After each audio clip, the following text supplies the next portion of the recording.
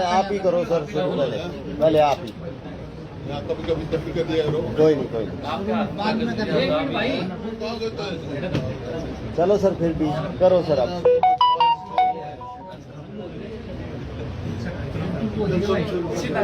ना ना ना ऐसा है एक तो दिल्ली में अल्लाह बोल महंगाई और बेरोजगारी में जो रैली हुई थी कांग्रेस पार्टी की, वो 28 तारीख की बजाय 4 तारीख को, और जो हमारा विपक्ष आपके समक्ष 28 को होना था वहाँ यमुनानगर में, वो 11 तारीख को होगा। और यहाँ आज प्रदेश में जितनी बेरोजगारी है, खासतौर पे शिक्षा का बिल्कुल बैठा बैठा, हमने RTI से खबर मंगाई है। RTI के अनुसार जो है 2014 से लेकर 2022 तक सिर्फ 8 नए स्कूल बने थे सरकार ने, और 400 कुछ अपग्रेड किए हैं, और सैकड़ों स्कूल जो है ना बंद कर दिए हैं। 105 तो 2-3 दिन पहले करें बंद कर दिए। जो ये रैशनलाइजेशन की पॉलिसी बनाई है, उसके पीछे एक ही चीज है कि भाई जहाँ पे जो पोस्ट खाली हो जाती है, तो कल मेरे को मिले थे वो टीचर्स, बोले जहाँ खाली हो जाती है मैथमेटिक्स की, फिजिक्स की, केमिस्ट्री की, वहाँ फिर भरते ही नहीं, वो वैसे कर देते हैं डिक्लेयर। तो इस प्रकार से 20,000 करीब जो है पोस्ट ये डिमोलिश कर चुके, जबकि बढ़नी चाहिए। स्टूडेंटों की संख्या बढ़ रही है और ये पोस्ट घटा रहे हैं 20,000, और जबकि 35,000 से ज्यादा शिक्षकों की जगह अभी खाली है। 2014 के बाद से लेकर अब तक एक भी JBT नहीं लगाया, तो बिल्कुल अंधकार में हमारे को डाल दिया। जो गरीब बच्चों की स्कॉलरशिप थी उसमें घोटाला हो गया, वो बंद कर दिया इन्होंने, उस पर नहीं दे रहे। और कोई मतलब बड़ी यूनिवर्सिटी या कोई वो नहीं खोला, मेरे पास RTI से जवाब आया, कोई इन्होंने उसमें नया वो नहीं किया है, तो उसमें हो आपका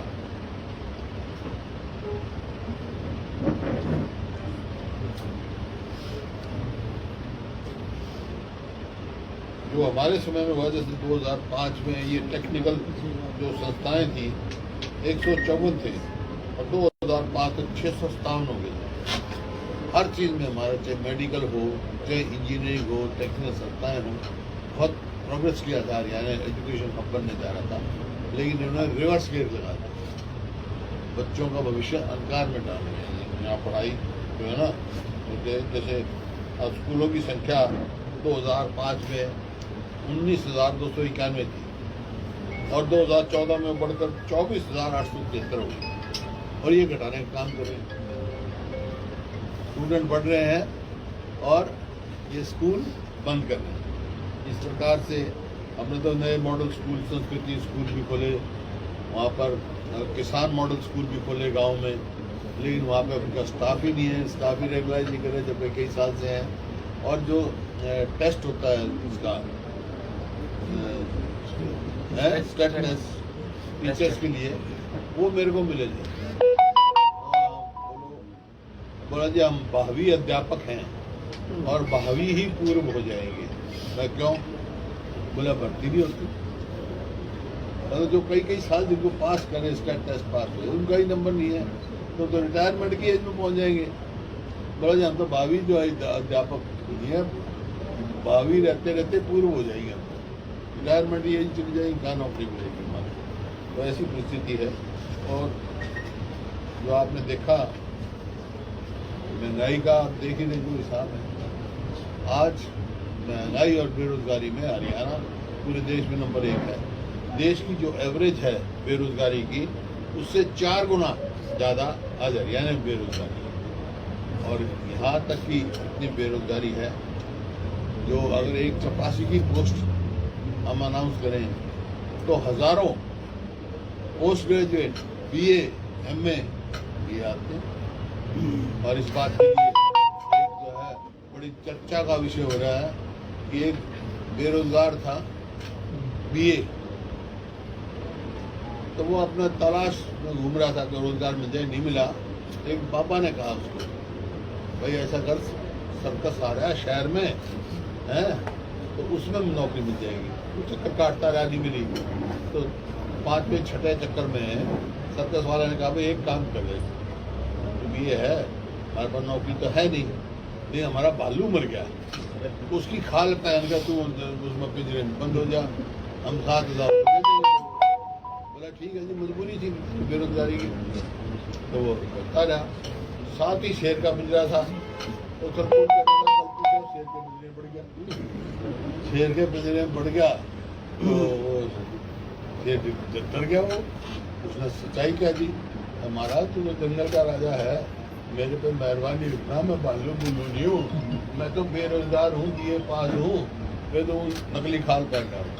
तो वो शेर हंसा, बोला भाई मैं MA हूँ, मैं भी शेर की खाल पहन रहा हूँ, मेरे को 10,000 रुपये मिलते हैं, मेरे को 7,000 है। तो चाहे BA हो, MA हो, PhD हो, सब बेरोजगारी भालू शेर बनाते हैं। हरियाणा नंबर 1 है बेरोजगारी में। इसी प्रकार से महंगाई, तो हर हिसाब से जो है महंगाई, और इसमें बहुत तेजी से है।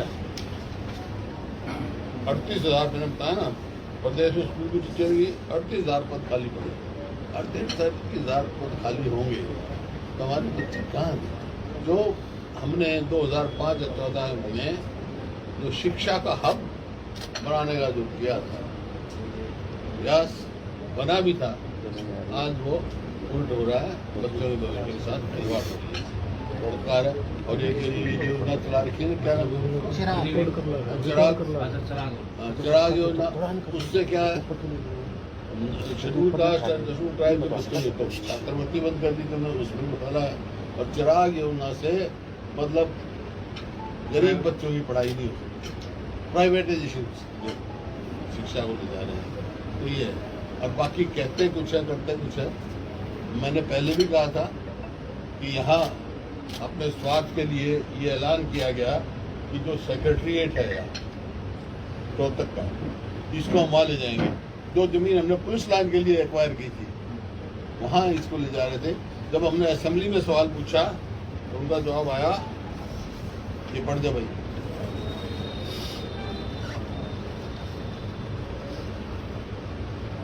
जी द्वारा हमने पूछवाया था भाई पूछो।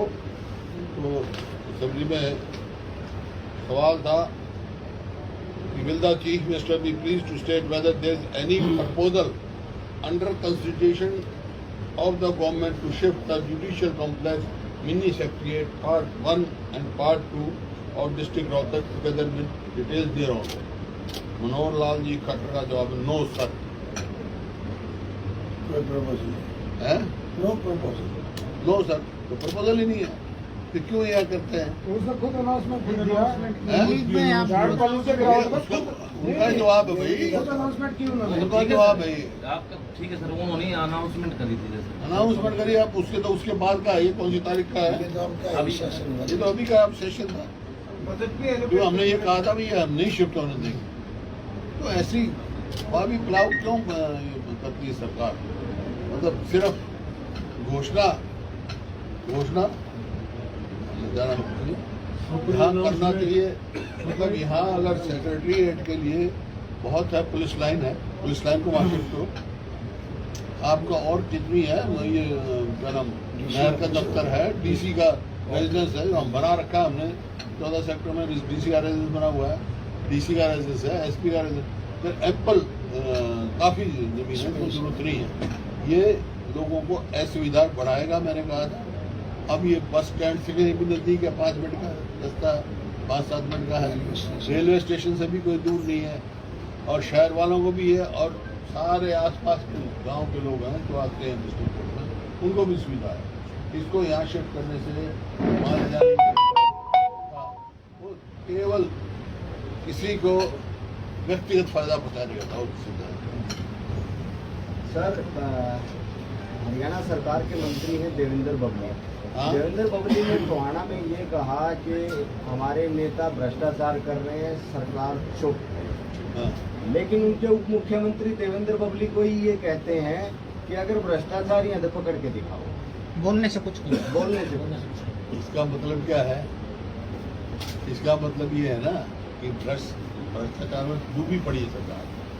ये तो किसको सफाई देने की जरूरत है, किसको खाने की जरूरत है? जब एक मंत्री ऐसे बयान देता है, अगर भ्रष्टाचार नहीं है और मंत्री गलत कह रहा है तो मंत्री कैसे रह जाएगा भाई? लेकिन वो सच बोलना, तो किसी ने सच्ची बात कही है तो उसका मैं देवेंद्र बबली का सराहना करता हूँ। उसमें सच कहने की जो बात क्षमता हुई, ये सबको सच बोलनी चाहिए और इसमें कोई दो राय नहीं। आज भ्रष्टाचार पूरे प्रदेश में चरम सीमा पर है। आज कानून व्यवस्था नाम की चीज है ही नहीं कोई। तो हर हिसाब से जो प्रदेश नंबर 1 था, सबसे आगे अग्रणी प्रदेश गिना जाता था। ये जितने पैरामीटर आज आप देखो, यूनिवर्सिटी का देखो, ये MDU और DJU, ये सारी हमारी यूनिवर्सिटी कोई 30वें नंबर पे थी, कोई 40वें नंबर पे थी, कोई 24वें नंबर पे थी। आज केवल अब MDU तो पहुंच गई 94 पे या 95 स्थान पे पहुंच गई, और कोई यूनिवर्सिटी जो है कि कहीं फर्स्ट 100 में भी नहीं है, फर्स्ट 100 में नहीं है। तो ये स्थिति तो हमारी मतलब डिग्रेडेशन शिक्षा हमारी है। क्यों? कोई पोस्ट ही सैंक्शन नहीं होती उनकी, को आगे कोई रिसर्च का काम नहीं होता, यूनिवर्सिटी काम ही नहीं हो रहे हैं। तो इस प्रकार से हर पहलू आप देखो, यहाँ जाओ जरा अस्पताल में डॉक्टर नहीं, स्कूलों में मास्टर नहीं, दफ्तरों में कर्मचारी नहीं, तो क्या करेंगे? सर आपने देवेंद्र बबली की तो सराहना कर दी। कल दुष्यंत चौटाला यहाँ मोखरा गांव में थे, उनसे जब इस बारे में सवाल किया गया तो दुष्यंत चौटाला ने देवेंद्र बबली के लिए कहा कि बोलने से कुछ नहीं होगा, पकड़ कर दिखाओ। वही तो मैं कह रहा हूँ, देवेंद्र बबली कौन है? उन्हीं की पार्टी का मंत्री है, उन्हीं की पार्टी कोटे से बना हुआ है, तो उसको हटा दें। सर आपने शराब घोटाले को लेकर काफी मुद्दा उठाया था, लेकिन उसमें SIT भी बनाई गई थी, लेकिन उसका रिजल्ट 0 रहा। ये एक नहीं है, जितने घोटाले हुए हैं, शराब का घोटाला है, रजिस्ट्री का घोटाला है, माइनिंग घोटाला है, मीटर घोटाला है, धान की खरीद का घोटाला है, सब में SIT बैठी है। सिर्फ SIT बिठाते हैं, उसकी रिपोर्ट नहीं देते, रिपोर्ट नहीं आती। अब माइनिंग का कितना भारी होता, अब तो उन्होंने कहा उसको दिए जस्टिस मित्तल को, लेकिन क्या रेफरेंस है? रेफरेंस तो है ही नहीं। रेफरेंस क्या है? क्या रेफरेंस है कि जो वहाँ इलीगल माइनिंग हो रही थी, क्रशर के मालिक कौन है जो उनसे करवाते थे, कौन लाभ उठा रहे हैं? ये रेफरेंस है क्या उसमें? मेरे को जानकारी नहीं है, अखबार में ऐसा कोई जिक्र नहीं। अगर नहीं है तो ये रेफरेंस होना चाहिए भाई। क्या ना, चोर को पकड़ो, चोर की मौसी को पकड़ो। वही माइनिंग जो मंत्री हैं, उन्होंने ये कहा था कि हमारी जो सरकार में जो खनन में है, खजाने भरे हुए हैं। ये कहा है सुरेंद्र सिंह की कैसे इसके कारणों का ऐसी घटनाएं पुनरावृत्ति रोकने के लिए, और जो ऑलरेडी इतना कुछ स्टैंडर्ड होगा मतलब उसकी तो कोई आगे चली नहीं। टर्म ऑफ रेफरेंस क्या है?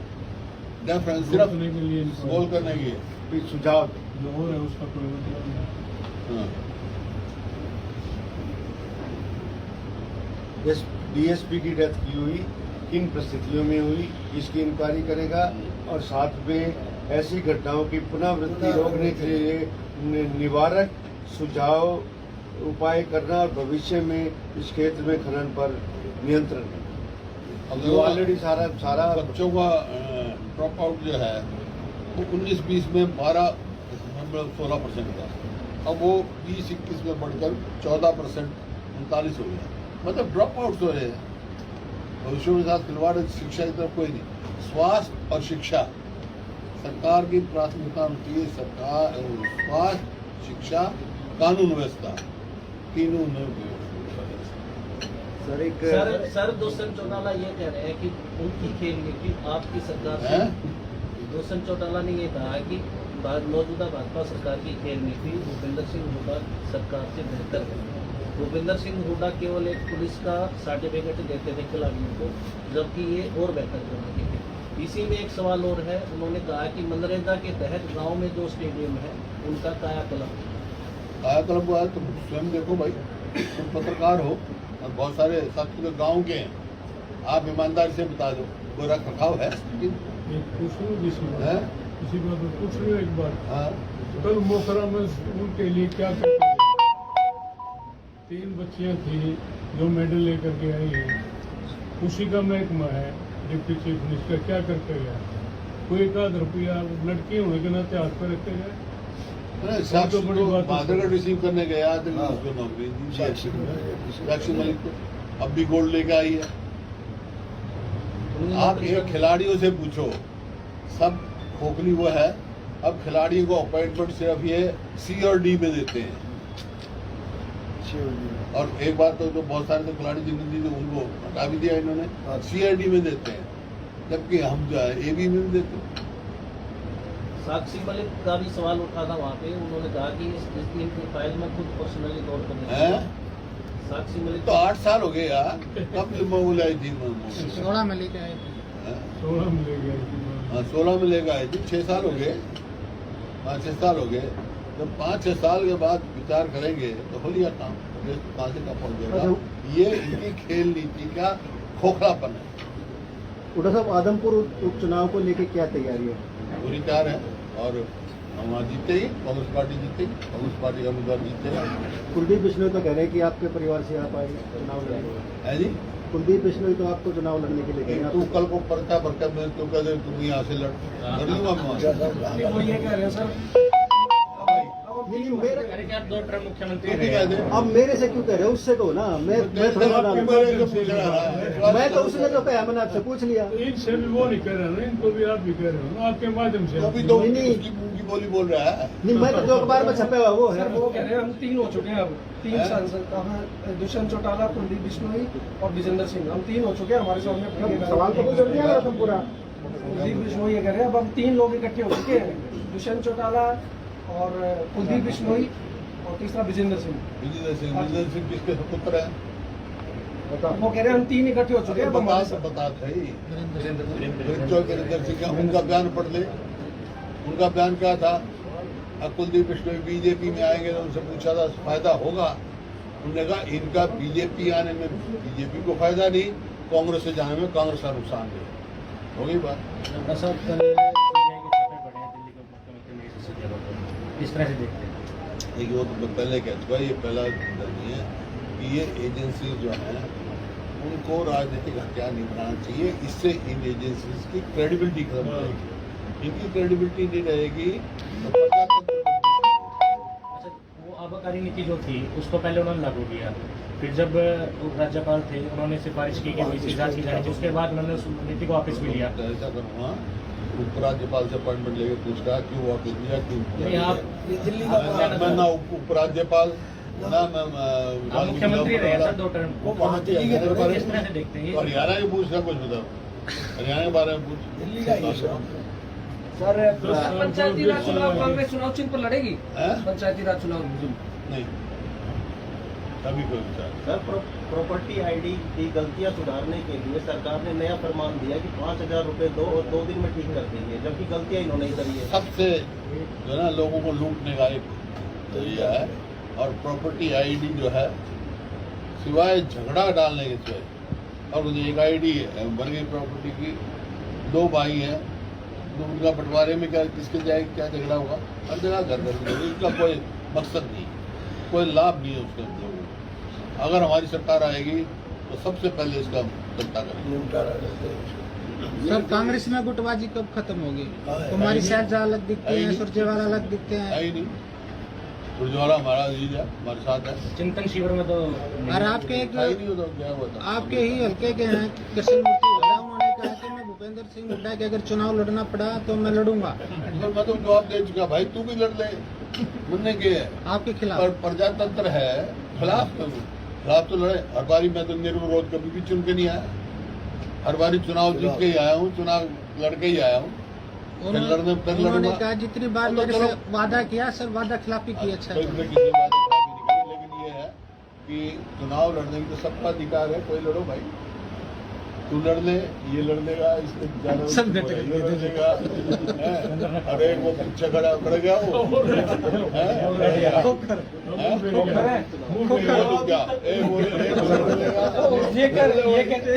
लड़वाओ फिर चलो, लड़वाओ चलो, लड़वाओ लड़ ले जहाँ मर्जी टिकट दोगे तो पता लगेगा। लड़ ले, आप पर्चा भरवा दीजिए। आप पर्चा भरवाओ जी, हैं? आप पर्चा भरवाओ। ना पर्चा तो मैं उस तक होगा तो बाद का भरवा देगा तेरा। चलो ठीक है। मूलचंद शर्मा हैं मंत्री हरियाणा के, वो बसों में टिकट चेक करते हुए उनके वीडियो सामने आए। जब भी मैं कह रहा हूँ कंडक्टर भर्ती करते नहीं, अब ये काम करेंगे वो। ठीक है, चेक कर लीजिए। सर कृष्ण मूर्ति हुड्डा ने भी दोबारा से फिर से ऐलान किया है कि दोबारा से वो मीटिंग बुलाएंगे, है? किलोई में मीटिंग बुलाएंगे और चुनाव लड़ना चाह रहे हैं। ठीक है, बुला लेगा यार के ये बाद क्या है? सबका अधिकार है भाई, तेरा भी अधिकार है। लड़ ले सर वो मीटिंग में सबको बुला रहे हैं। लोकतंत्र है, किसी ने चुनाव लड़ना है, कौन सी पार्टी से लड़ना है, पार्टी से किसी से लड़ना, पार्टी टिकट देगी उससे लड़ेंगे, पार्टी से बाहर किसी ने लड़ना तो सब टिकट वो क्या उनका कहना है कि आपने वादा किया था टिकट देने का।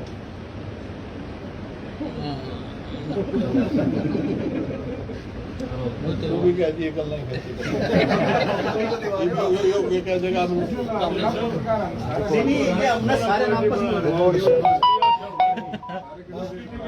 ऐसा है, ये तो बाहर टिकट का तो एक बार जो है ना, वो था निकल का था, कह रहा हूँ उसका हाँ हरियाणा